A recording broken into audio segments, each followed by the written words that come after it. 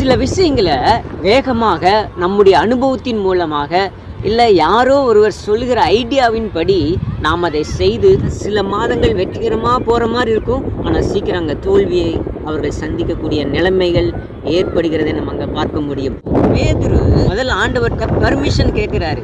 அவர் permission கொடுத்ததுக்கு பிறகுதான் பேதுரு அந்த படவை விட்டு இறங்கி கடல் மேலே நடக்கிறாரு. விசுவாசத்தில் நாம் நடக்கிற பொழுது ஆண்டவராகிய கர்த்தருடைய வார்த்தையை கேட்டு நடக்க வேண்டும்.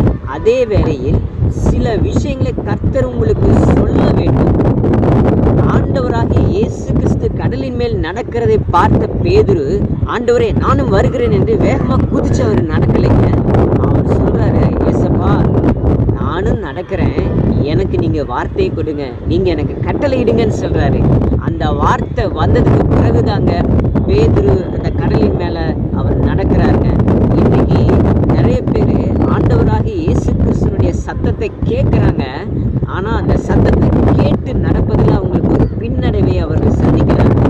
வாழ்க்கையில் ஒரு உயரத்துக்கு போகணும்னு சொல்லிட்டு ஏதாவது ஒரு காரியத்தை நீங்கள் செய்ய முற்படுகிறதுக்கு முன்பு ஏசப்பாட்ட கேளுங்க, அவர்கிட்ட பர்மிஷன் கேளுங்க, அவர் என்ன சொல்கிறாருன்னு கேளுங்க. அவர் சரி இதை நீங்கள் செய்யுங்க அப்படின்னு அவர் சொன்னார்னா தைரியமாக நீங்கள் செஞ்சுருங்க. அவர் கொஞ்சம் வெயிட் பண்ணுறாருன்னா நீங்கள் கொஞ்சம் வெயிட் பண்ணுங்கள்.